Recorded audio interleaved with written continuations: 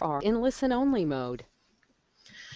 Good afternoon, and thank you for joining us for the last of 5 pre-conference webinars being offered in preparation for the upcoming Adoption Support and Preservation National Conference, May 31st through June 2nd.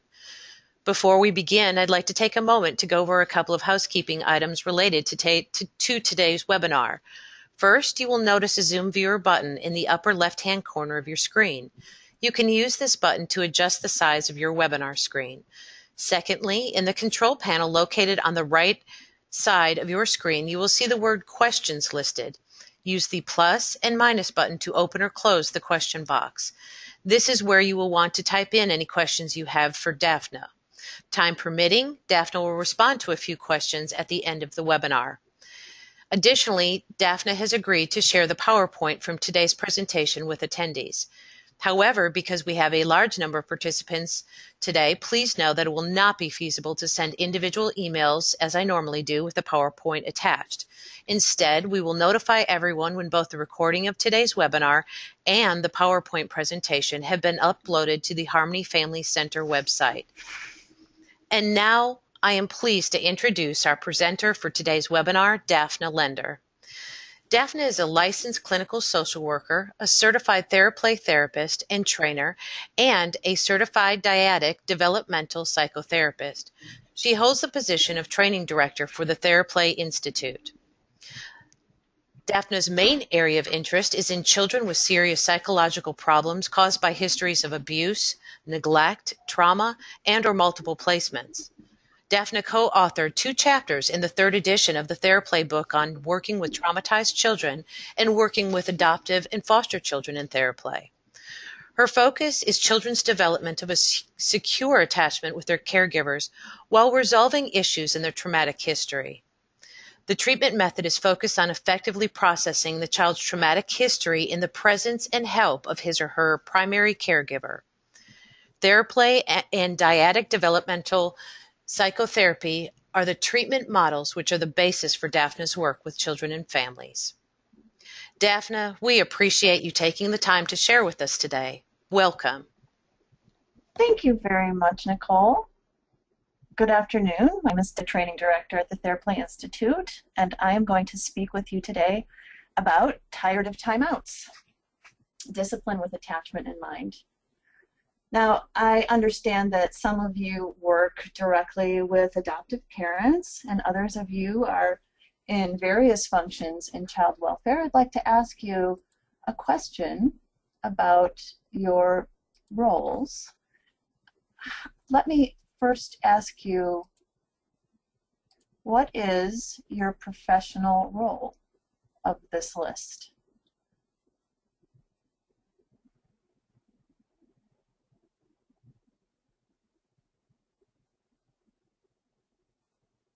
Okay, so it looks like we have lots of caseworkers, and I appreciate your attendance. You're the frontline people, you're the most important people because you're the ones that the families come in contact with. So I'm very glad that you're here.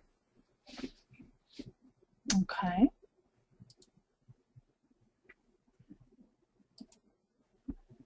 Let me ask you another question. I'm from the Theraplay Institute, and I'd like to know, how much do you know about Theraplay?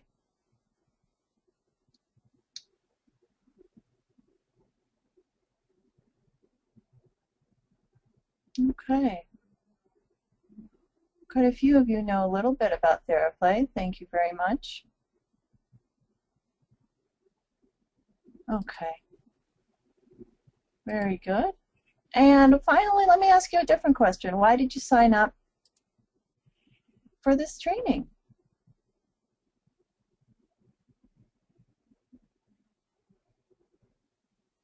All of the above. Okay. Wonderful.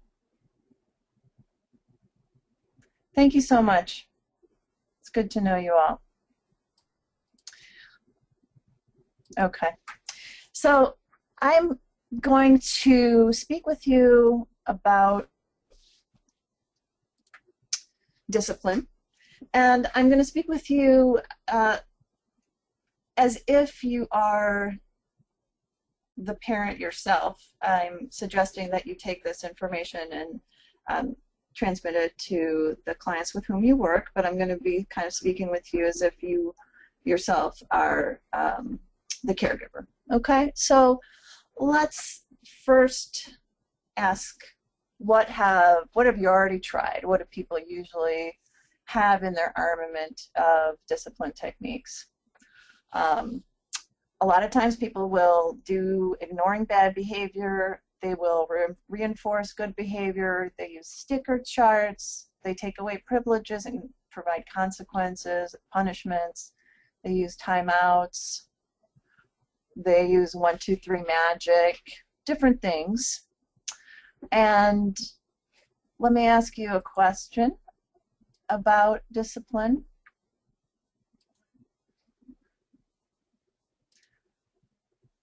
Let me ask you a true-false question.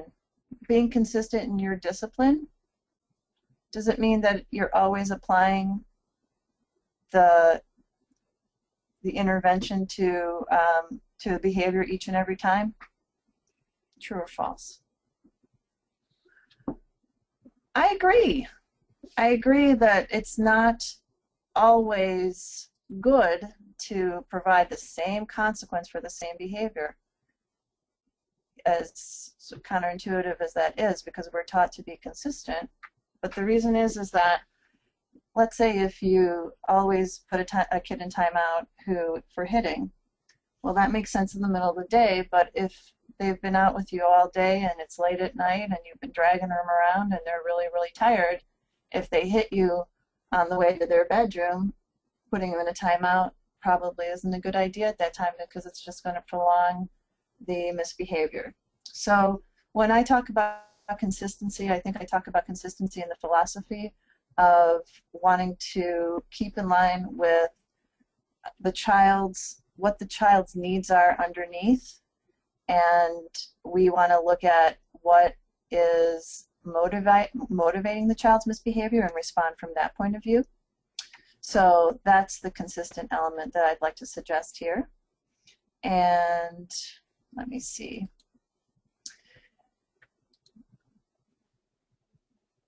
Right.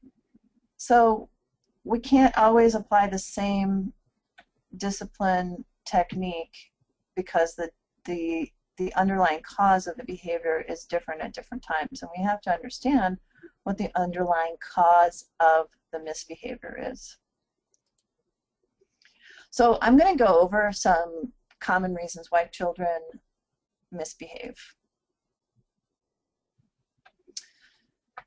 On the list here are sensory issues, which also can be called regulation issues, mismatch in developmental expectations, too much discipline and not enough play and touch, issues of abuse and neglect, and issues of shame.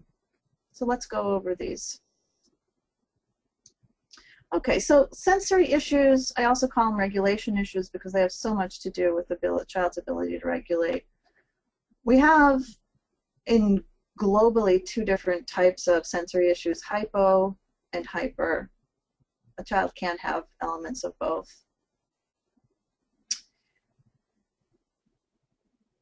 A child who is hypersensitive can be irritable, can have difficulty in focusing, can have low levels of activity, they're withdrawn. A child who is hyper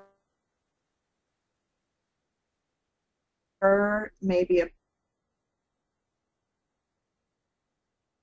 bumpture, a kind of things, running around, and a lot of different things. And so what you have to keep in mind, and I'm sorry I flipped forward to the next slide without having intended to do so, is that children need to have their sensory profile understood. And so if you can avail yourself of the services of an occupational therapist who has an expertise in sensory integration, or you can get yourself a copy of the book The Out of Sync Child. I highly recommend that book because it lists the different aspects of sensory integration issues, and then provides a lot of different remedies. So, for example, if a child has a lot of sensory sensitivities, like they have problems with light, or problems with sound, or problems with tactile stuff, like the tag on their shirt is uncomfortable or the creases in their pants, they're going to be very uncomfortable, and so they're going to be wiggly and irritable and be easily triggered to tantruming, and they might push the other children away in an effort to get them away from being close to them. And it can really look like a behavior problem, but what it actually is that they're just uncomfortable and they really need help with techniques on how to adjust and manage that. And if they respond well to those things, that pretty much confirms to you the fact that it was a sensory issue. Another reason why people get into problems of child misbehavior is that the child is younger inside than they are chronologically, and that can happen for many reasons. Mostly it happens if something may have gone wrong in the child's development. It could be abuse and neglect or separation and loss issues. It could be untreated pain like earaches or colic, or it could be stay in the NICU or hospital, developmental issues, substance exposure in utero. All of those things will cause a child to be delayed in their development emotionally and regulation-wise, so that they may be 6 but they act like they're 3. And that's not to say that you should say to your child, you're acting like a 3-year-old, so I'm going to treat you like one, but you have to be aware of the child's developmental level before you intervene and give a consequence or any kind of behavioral intervention. So, and you should also keep in mind that children who are diagnosed with ADHD can be said to have a developmental age that's 33%, up to 33% younger than their chronologic age, because they're so distracted by different things with their impulse control and so on, that they may not have had the time to integrate all the emotional learning that they're expected to do. So that is something to keep in mind when working with a child with ADHD. So the remedy for that would be that when you're thinking of an intervention, think of the child's developmental age at that moment. And I emphasize at that moment because children can be at different developmental ages throughout any given day. If they're tired, or if they're hungry, or if they had a stressful day, or if they woke up on the wrong side of the bed, they could be younger that day than they are the next day when they're more with it, when they're more put together.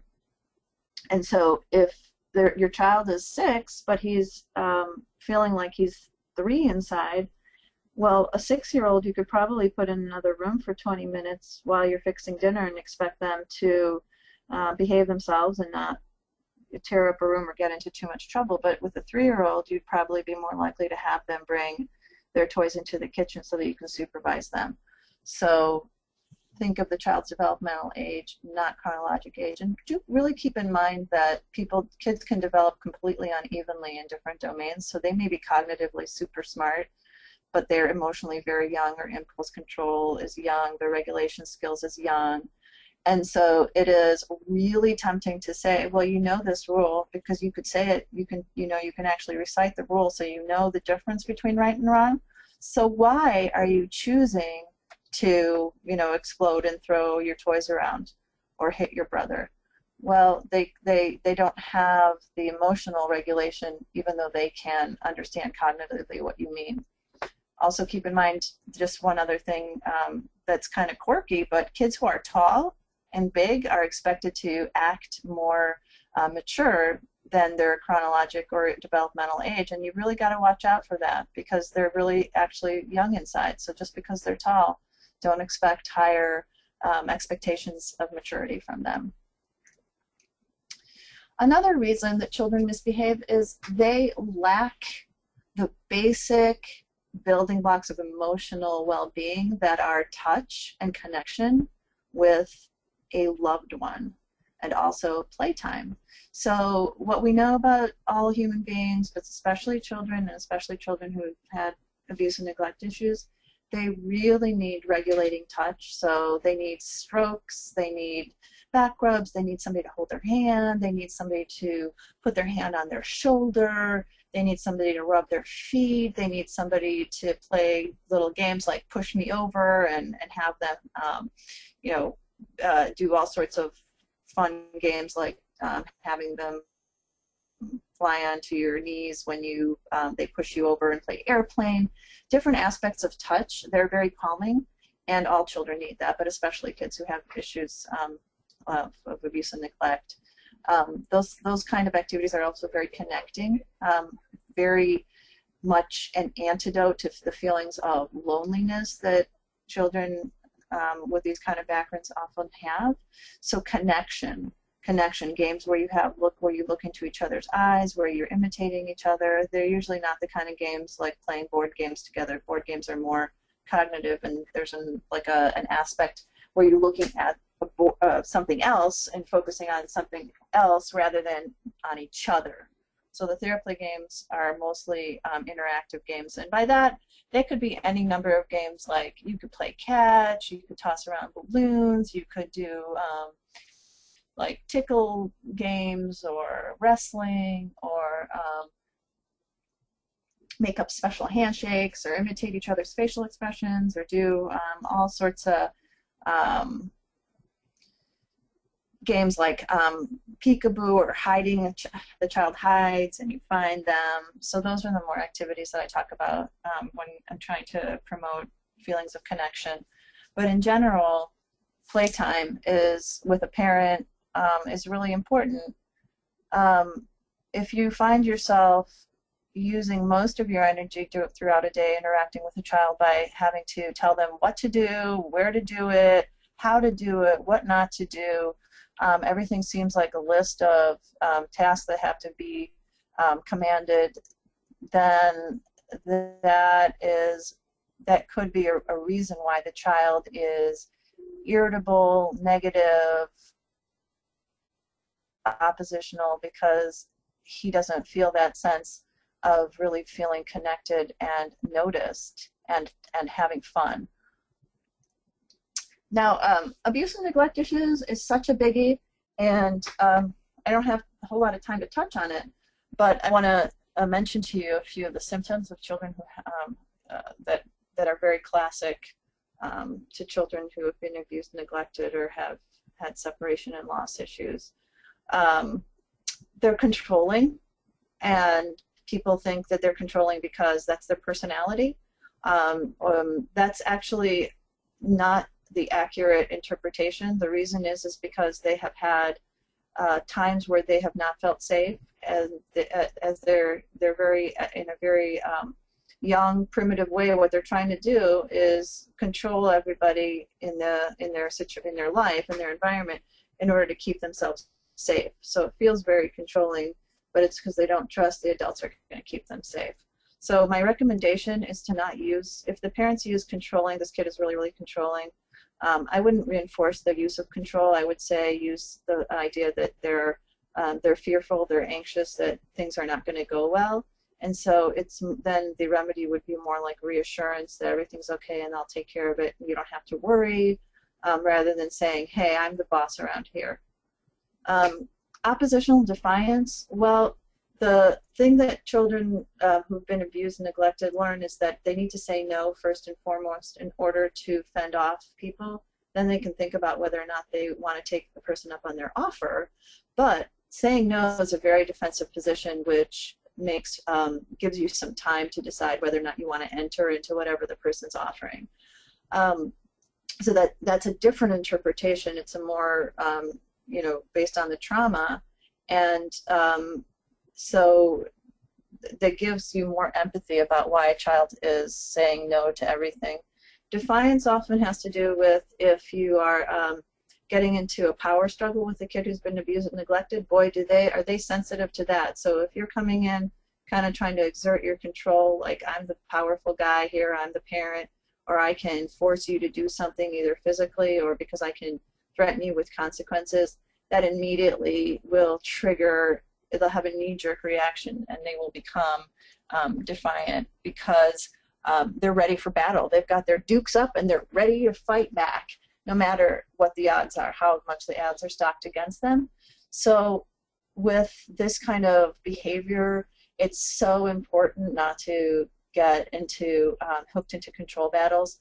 So you can't come in kind of with kind of a forceful approach. It has to be a little bit more open-ended, more matter-of-fact. You got to walk away and give them time to come towards you. Yes, there are always consequences, but it isn't this, you better do this because I say so. That's going to really increase the oppositional defiance. Vacillating between very good and very bad. So the kids that we all work with, they've had to be really perfect in order to avoid getting hurt or getting punishments, but it's too much of a developmental expectation for them. So what they do is they try really, really hard to be perfect little kids, and they seem really kind of almost fakey in their pseudo-mature behavior. But then it's so tiring and taxing for them, so hard for them, that they, after a while, they will basically fall apart, and one straw that breaks the camel back, and they'll turn into, they'll fall into a pile of total dysregulation and whatever oppositionality. They'll start throwing things and tantruming. So it's like they have one family I worked with characterized it. She's an angel and a devil child. She was 2.5 when they adopted her. At that time, she was literally taking care of her 1-year-old brother, changing his diapers. Imagine a 2.5-year-old trying to change a 1-year-old diapers. But when they adopted both of them, the little girl, she just tried to tell her adoptive mom what to do all the time. And they got into control battles about that. And we recommended that the mom really reassure the daughter that it's okay and I'm going to really take care of you. Rather than seeing her as trying to take over, and when that really helped even her out, because previously what she would do is she would try to control and then be really, really a good girl and have everything orderly and everything in place in her little room and everything, but then after a while she just would go berserk in any given day and start throwing things around, and there was no reasoning with her. They lie, they give outrageous excuses for their behavior, they blame other people. That has to do a lot with shame, and I'm going to talk about that in a minute. So people resort to that who are extremely, they feel very threatened for their own safety. So, and then they steal.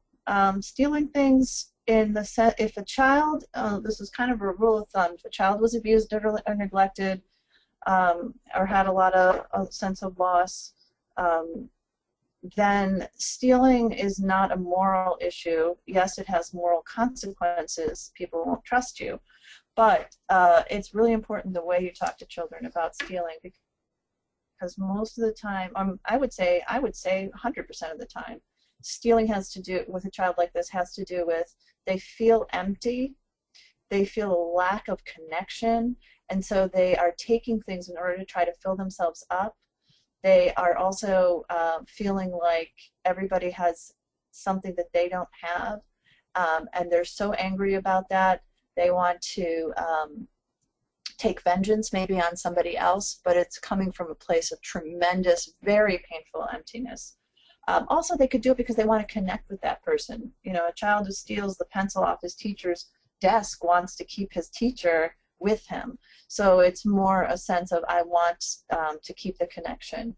And so my remedy for that is don't punish the child excessively. Just have them, and also don't set them up for lying about the stealing. So if you know they stole, just tell them, you know, I know that you took the iPod from your sister's room. We're going to give it back, and we're also going to do something nice for her because you took it away. Or certainly you can take the child's iPod away for a day or two, but you don't need to go further than that, especially not the part about making the child feel morally that they're damaged or really lacking in their character, because it will sink them further and further into the depths of despair, and it'll just get worse. And that this has to do with shame. Shame is something that is normal for babies to go through. Where the first time you have to tell a baby not to touch the outlet in electricity on the wall, they cry and they just wail because they've never seen. If their mom says, "Oh, don't touch that, don't go over there," and the baby looks up and starts crying because she's never seen her mom yell at her like that. But then the mom picks her up and says, "Oh, I'm sorry, I didn't mean to startle you, baby. You just can't touch that electric outlet. It's too dangerous, okay? No. Here, let me give you a hug. Let me walk you over to the window and say, oh, look at the birdie outside." And so what that does is it teaches the baby it's not that my mom hates me all of a sudden. It's that she's doesn't want me to do that particular thing, but she still loves me. She's still connected to me because she's trying so hard to make me feel better. And then the pain of that shame is over because she's holding me, and so on and so on. And you do that with a toddler so many times in a day throughout all their toddlerhood and preschoolhood, that by the time they get to be in kindergarten, they've learned that if somebody tells me not to do something, it's not that they hate me and want to obliterate my existence, but it's simply that they're telling me what not to do, and they still love me. If a child is punished for things that they can't control, or left in their crib and not fed, like a child who wets their pants and gets slapped or yelled at, they begin to feel that their whole existence is hateful, and that everybody that they're just excuse my French, but it's like a piece of crap. They're horrible, no good, rotten, bad people.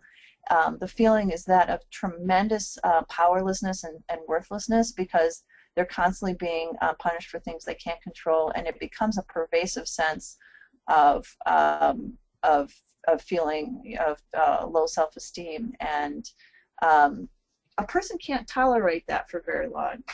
When you get overwhelmed with this kind of mistreatment, you end up wanting to strike back and protect yourself. So there's no ability. You don't get the chance to develop a moral conscience because you're so busy defending yourself against this very, very damaging sense of global badness. So that's why kids that have this kind of background, they are said that they don't have a conscience. Well, it's because they can't afford to. They couldn't think about anybody else's well-being because they were so harshly treated for things that they couldn't control. And let me also add that it isn't only issues of abuse and neglect that could cause shame. If a child is constantly, let's say, misunderstood because he's expected to be able to do something, like, let's say, you're really smart, so why don't you understand this rule about no hitting or no taking other people's stuff? If that happens chronically, then a child could also begin to develop shame because they can't help it, but everybody's expecting them to be able to help it, and so there must be something wrong with them. So children like this stay in shame, and then anytime you try to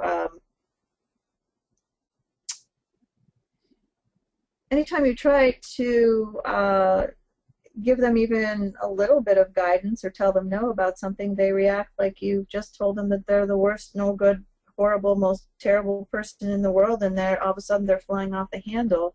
They're really reacting from the place of that shame underneath.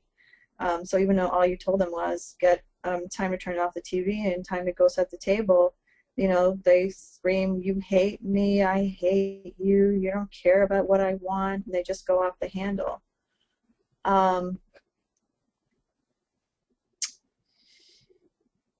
Well, the thing that you need to do as a recommendation is you really want to, as quickly as possible, reassure the child and show a calm look on your face, and you can certainly address, oh, you know what, I think you felt terrible when I said that, and I appreciate, thank you for telling me that. It's not that I think, it's not that I hate you. I just need you to help me with the setting the table right now.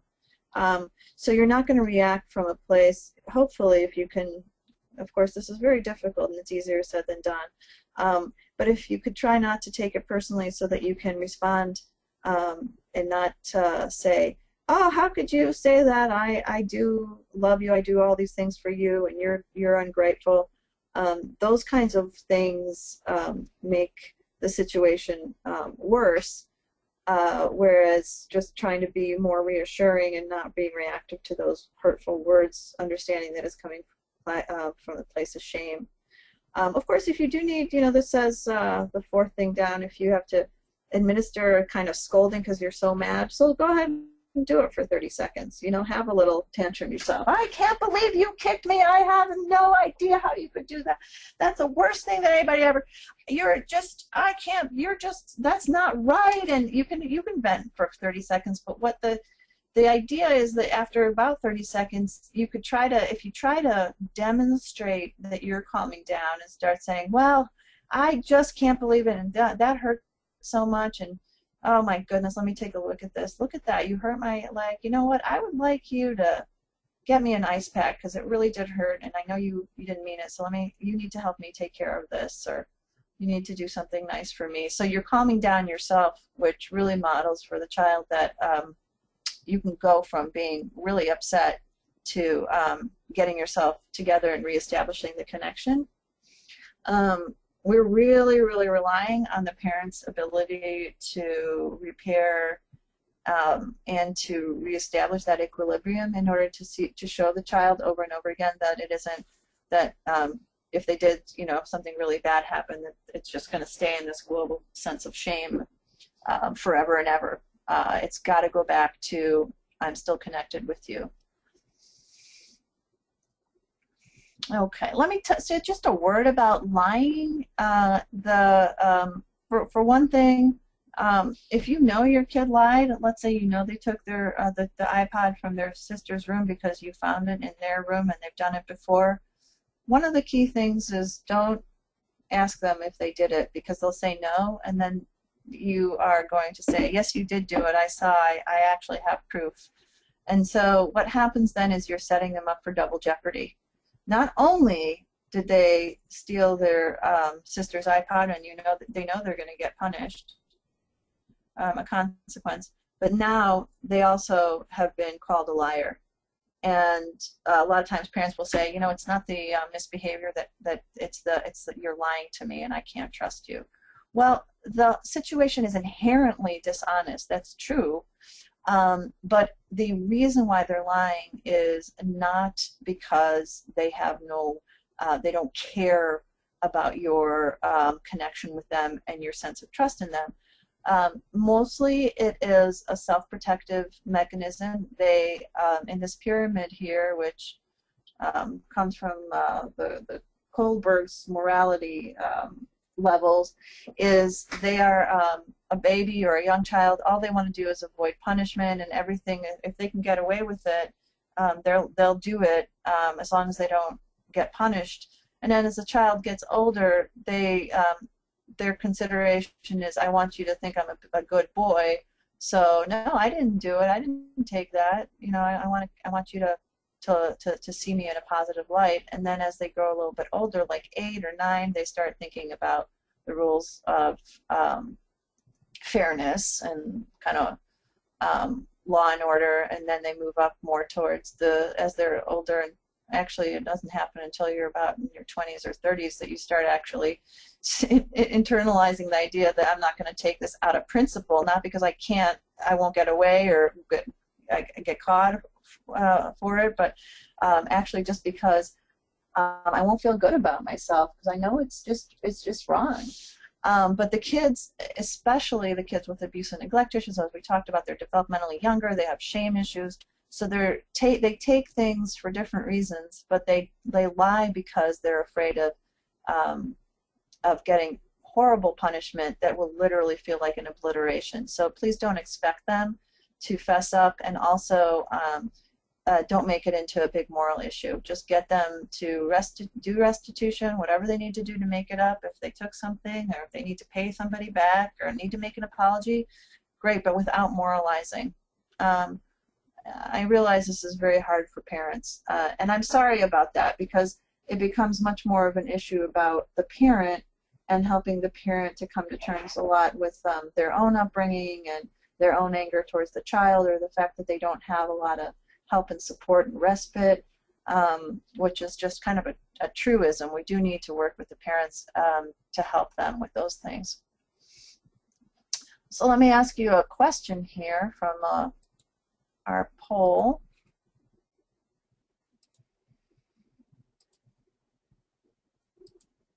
Okay, so true or false? If a child cheats at a board game, you should avoid playing games that have competitive rules to them. I think that's what it's. I can't actually see the whole question. Let me see.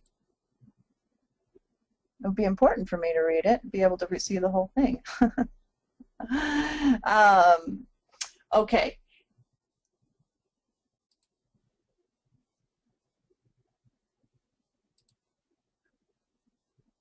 Yeah, so this is a tricky one, okay? Because the answer that I would say is that it's true. Why is it true that if a child cheats, that you should avoid playing those kind of games where there's a clear winner and loser? Well, from a developmental point of view, if a child is really a sore loser and every time they lose at Candyland, they go berserk and knock over the game and you know, trash the whole place, and it happens over and over again, what that means is that child has got such a tremendous investment in winning because his self-esteem is so low that any kind of losing is to him a complete obliteration of every ounce of his self-worth. And so no matter how much you tell him, he's going to continue to feel too much stress about losing. And he's going to be a sore loser, and he's going to be a gloating winner.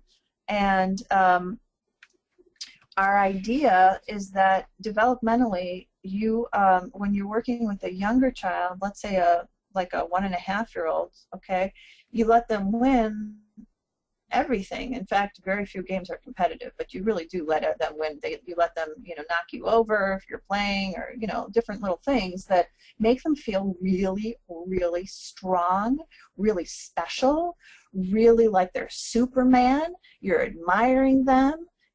You blow up their, you know, you puff up their chest, like that's actually what they need in order to then go out there in the world and be able to weather those little slights and strikes and losses in kindergarten. But if you didn't get that, what's going to happen is you are going, and in fact you get the opposite, which is being blamed for things that you couldn't control, like peeing your pants or something. It is not a stage of development that you have mastered to be able to weather those losses. And so at least at home, my suggestion, our suggestion here at Theraplay, is to play games that are cooperative or that don't have a winner or a loser.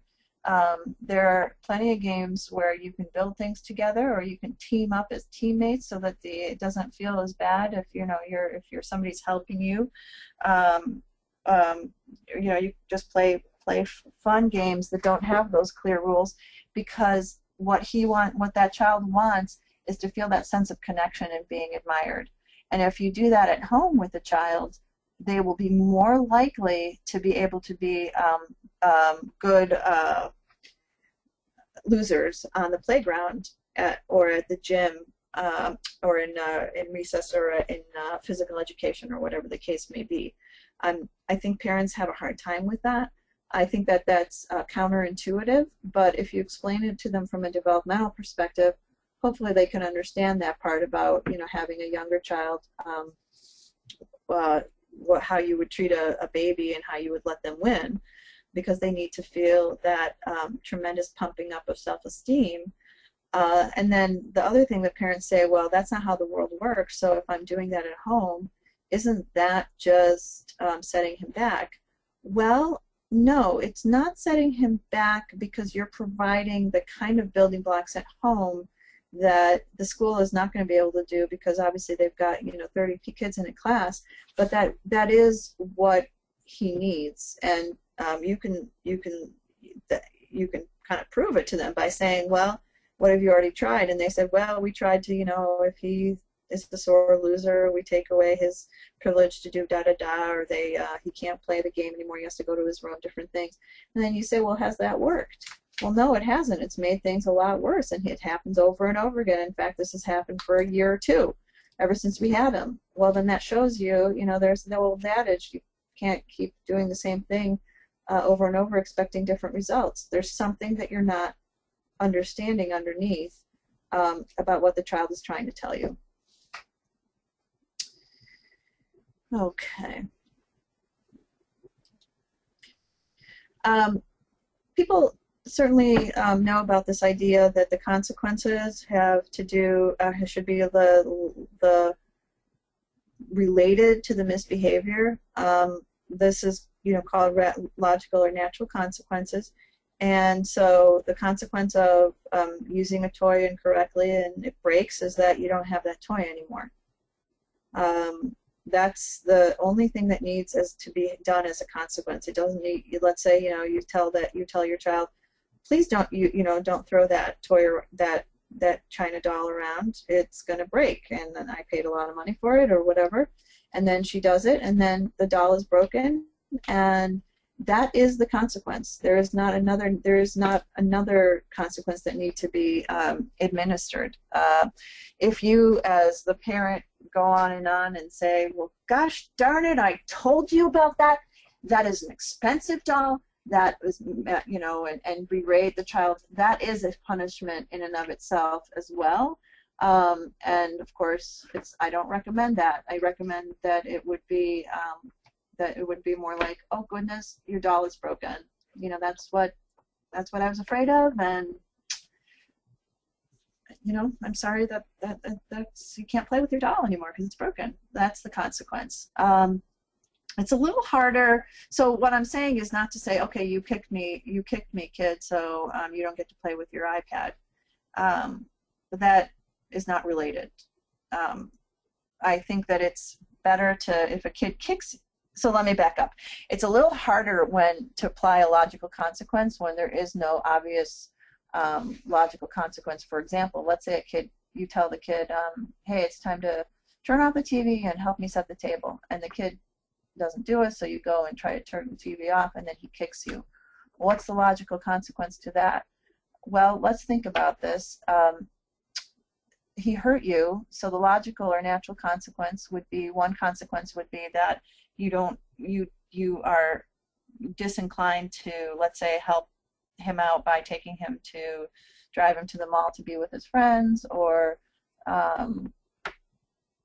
take him to ice cream or something like that. That is a relational consequence, right? The other thing is, and this is something that we prefer, is aim for something that's a reparative consequence. So rather than saying, you know what, I don't feel like taking you, driving you to your friend's house because you kicked me, and that makes me, that hurt my feelings. We like to say, you kicked me, and so you did something that hurt me. I want you to do something to help me. Come help me fold the laundry, and then I can take you to your friend's house.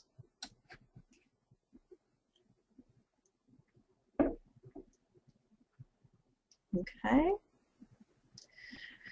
When you're using consequences, try to help the parents understand that piling up consequence on top of consequences is a very bad road to go down. Very bad. You are dealing with a kid who has shame issues, so if you say give one consequence and then they throw something at you because they're upset, if you add, let's say, okay, now I was going to take away your iPod for 1 week, now I'm taking away for 2 weeks. Well, you are going to have a child escalate because they already feel so bad about themselves. There's no connection left. They have nothing to redeem themselves, no motivation to redeem themselves. So they are literally going to, the equivalent of kind of like, how do you say, the scorched earth mentality. I'm going to take down this whole place with me. You know, you punished me, so now I'm going to punish you by breaking every last item in your house. So it's so hard for a parent to walk away if the child, let's say, you say, you did this, you weren't supposed to do it, and so now your consequence is you won't get to go to the park, something like that. If a kid throws something at you, you got to walk away. However you can, whatever you need to do to not get into that escalating behavior. Here's kind of the example is a kid is, you're going to the park with your two kids and your son doesn't want to get dressed because his favorite pants are in the wash, and you offer him, well, you have this and this kind of pants, why don't you wear these pants? And he starts throwing a fit. Well, in this particular case, I was working with a mom, and she said that he was throwing a fit, and she said, well, if you don't stop throwing this fit, I'm not taking you to the park. So he took a pair of rolled-up socks, and he threw it at her. So she said, that's it. You threw that sock at me, and now you're not going to be able to play with your iPad for 2 days. And so he was so mad that he then threw his shoe at her. And so she stomped out of his room and she said, that's it. You don't get your iPod, and we're not going to the park, and you're not getting it for 4 days. And then she slammed the door and she went outside and she told her daughter, you see, Johnny ruined it for us again. So if you want to count, you got 4 consequences there, right? You got, the threat of not going to the park, doubling the iPod days, and also he feels terrible because he heard his mom say that I ruined it again for the family. What should you do? Empathize with the child. Try to distract them. Sit quietly for a minute and not discuss the incident, but don't try to solve it. Give them space. Maybe give them maybe a little solution or two, and then walk away. Come back. You can decide not to go to the park if but that's the consequence, is that if you can't get ready, it's just that you can't go to the park. That's the consequence. That's not the you don't have to add a consequence for the tantrum or for throwing the sock. Let's talk a moment about empathy. Most parents do try some form of empathy. They've been taught to say something like, I understand that those are your favorite pants, but they also then say, but, and as soon as you say but you have other pants and blah, blah, blah, you're taking away the empathy. Now, that is a really, really important distinction, because parents will say, well, I do empathize with him. Yeah, but you can't use the but. You have to just empathize. Empathy is just an unconditional intervention. And when you use empathy, it is really important not to sound like a therapist. If you sound like a therapist, the kid will want to just punch your lights out. Because if you say, it looks like you're very frustrated about that. Well, did that make the child feel understood? No, it did not. It's got to have the kind of vitality, we call it vitality affect, which is the intensity behind their words. It's kind of a level at which maybe the child is vibrating, so they're feeling it really strongly. You've got to vibrate on the level that they're vibrating. So if the kid's really mad about not having those pants, you say something like, I do believe you. I know those are your favorite pants, and you love those. I completely believe you, and I understand that you're so. It's so annoying that they're in the wash. So you could hear by my tone of voice, you could hear by the level of my vibration in my voice, and this is true. This actually is a vocal cord vitality issue. You can see it if you map it with the kind of vocal speech machines that register vibration, you're using the emphasis of your voice and so on, and you really have to show it on your face to let them know, I get you, I believe you, I believe that that is really a major issue for you. You don't want to match their anger. They're like the anger. If you match that, then it's going to more sound like, I know you're really mad about that. Well, that's going to be a little overwhelming. So you don't need to do that part. But that's empathy. So if you can do that without the but, usually the kid will be take a sigh and kind of get sad and calm down, and then they'll be able to solve their own problems. We like to use time in instead of time out. Time in is usually for a situation where the kid is overwhelmed or they really can't control themselves and they're upset. Rather than sending them by themselves, go with them to their room and read them a story or something like that, so that they don't, this is especially important for kids with abuse and neglect issues. That's the idea of time in, is you're co-regulating them rather than sending them away.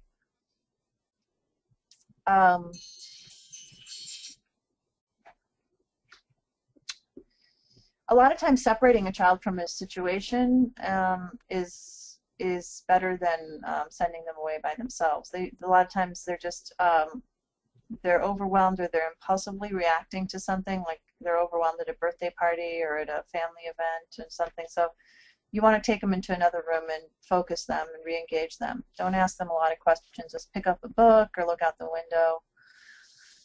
Look at your body language. You know that children and all people communicate mostly with their way their body looks. So your facial expressions, tone of voice, gestures, body posture, that kind of thing. So if you are going to put a child in timeout, when you go back in, first of all, go back in a short amount of time. Don't ever leave the child there to come out by himself. When you go back in, make sure that your forehead is not wrinkled and angry anymore, because no matter what you're saying to them, your body language will intimidate them, and you will not get an open response of any kind if you have that demeanor. So you want to actually look in the mirror and actually take a deep breath and unfurrow your brow, and so on, in order to bring them back into the fold. Try to bring them, if they've been in if you do have to use a timeout, let's say a kid is misbehaving at the dinner table and they really are showing that they they don't deserve to be sitting at the dinner table, you can send them out for 5 minutes. But when you go back, bring them out, call them back in as though you really want them. Say, oh, you know what, we're just about to serve the salad. I know you were so good at cutting those cucumbers for the salad. Come on, let's go crunch those cucumbers. And do avoid, if at all possible, please avoid reviewing the behavior. The behavior is, they know why they're in timeout. If you sit there and say, do you know why you were in timeout? Do you know what you were supposed to be doing differently? Do you know how that affected it? Your sister, if you hit her, do you know how she would feel? How would you like it if they did that to you? You are going to keep that child in a state of shame longer, and you will hamper their ability to get back into the fold of the family and get back into your good graces. So yes, they know why they did, they know what they did, and you should not review it. A word about dangerous behaviors: you absolutely have to stop them right away if they're hitting or jumping on the windowsill or something. But beyond that, you are wanting to think about the child as being dysregulated and scared, rather than probably he's looking angry on the outside, but it's probably more fear on the inside. Try to corral them into an area that's safer, so out of the fray of all the other people who are in the area looking at them. Just try to get them out of being the object of everybody's eyeballs looking at them. Don't ask questions and say calm down when they can't calm down. So it's better to say reassuring things like, you're safe, you're not in trouble, it'll be okay. Offer them a place to hide or something to hold on to, because they're overwhelmed and they feel very just they're so overwhelmed that they just need a place to hide. You don't want to tower over the child or stare at them. And also it really helps to offer the child something to drink through a straw or ice to chew, because it will get them grounded and back into more into reality, because actually sometimes in their states of being really upset, they're actually just disconnected from reality, and they need a change of sensory experience, so they can even benefit from having a window opened or going outside, a change of scenery, that kind of thing. This comes from Dan Hughes, the ACE, which is Acceptance, Curiosity, and Empathy. Dan Hughes is the developer of dyadic developmental psychotherapy. He is suggesting that once you talk to the child about what happened, don't argue with them about what they say. So if they say, you know, I hit her because she hates me, and you know, she's out to get me and it's all her fault, and so on. So you don't want to argue about it. You accept that, and then you show curiosity. And that doesn't mean you agree, but it's you were trying to get into the child's inner world, and you can't argue with them if you want to understand them. Showing curiosity means you say, you know, tell me more about that. Oh, okay. So you feel like your sister hates you all the time and she really wants you to come, you know, to not live here anymore. Can you tell me more about that? What's that like for you? How do you feel like, how do you think that came about? And then different things that will get them to talk more. Usually that'll get them off the specific topic of, you know, who they're blaming, but it'll be more about how they perceive the world. And then provide empathy. So empathy for the child's motive. Say, oh gosh, I see. So you felt like she was really targeting you, and she was really threatening your staying here. And no wonder you were so upset. If you thought that what she was trying to do was kick you out, no wonder you were so upset. So that's empathy with the child's motives, but not with what they did. If they hit, you're not saying that was okay. Now, I know I'm running out of time, and I wanted to let you guys know that the Theraplay seminar that I'm doing on Tuesday, the 2nd of June, is going to talk a lot more about what I've covered in this short amount of time, plus a lot more activities that we do in Theraplay to help with a lot of these behavior issues and problems with regulation, with sensory, with self-esteem, with shame, with connection problems. There's a lot of different techniques that we do to make the child feel cared for, make them feel calm, make them feel like they can trust their adults in their world. And so that's going to be an all-day program that I am doing in Nashville.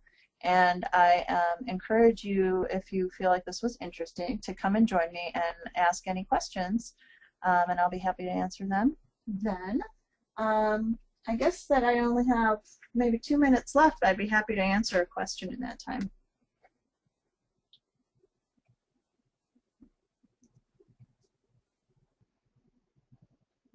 I'm not sure if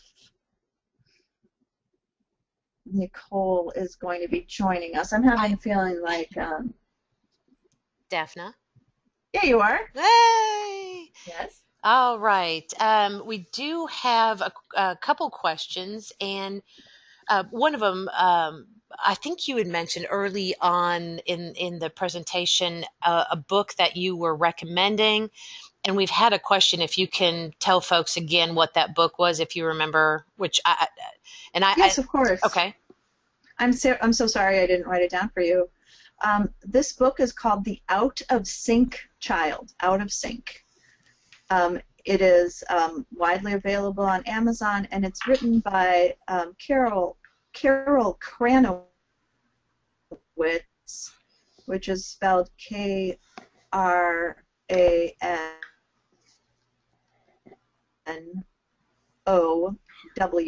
Carol Kranowitz. All right. Let's see. Yeah, I'll address the questions. There's many questions about the PowerPoint. Well, let me just do that right now while we've got a second. It may be folks who had joined us after the introduction, but because we have, gosh, we have over 200 people today participating, which is fantastic, and thank you so much. But as I've done with previous webinars, and in the PowerPoints in particular, I will not be able, feasibly probably, to quickly get the PowerPoint out to all of you wanting that sent individually and via email. So what we're going to do, if you will go to the Harmony website, that email address is www.harmonyfamilycenter.org. And by the end of the day tomorrow, both the recorded presentation of today's webinar as well as the PowerPoint will be uploaded to our site. And from that point, you'll be able to save the PowerPoint if you wish, and use it that way. We hope that works for everybody. But again, because we had such a large number of folks participating, it made it a little bit more challenging to get that information disseminated. Let's see. Oh, Dafna, folks are loving and have loved this last hour in your webinar. So I'm so fantastic. happy. I know, fantastic information for sure. Um, where are we at on time? Okay. I think that's probably all of the time that we're going to be able to have. Daphne, anything else that you want to share with folks before we end today's conversation?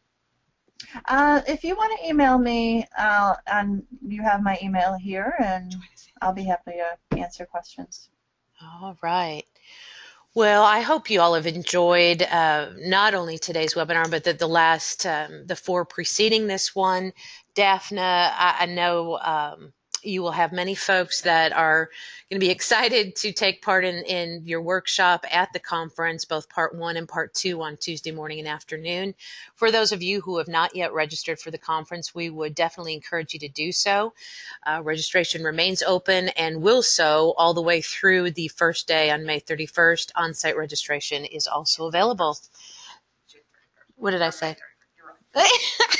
I'm being coached at me, but I said the wrong date. But in any case, Daphne, thanks again. Thank you all for joining us, and I hope you have a great rest of the day. Take care. Thank you. Bye-bye. Bye-bye.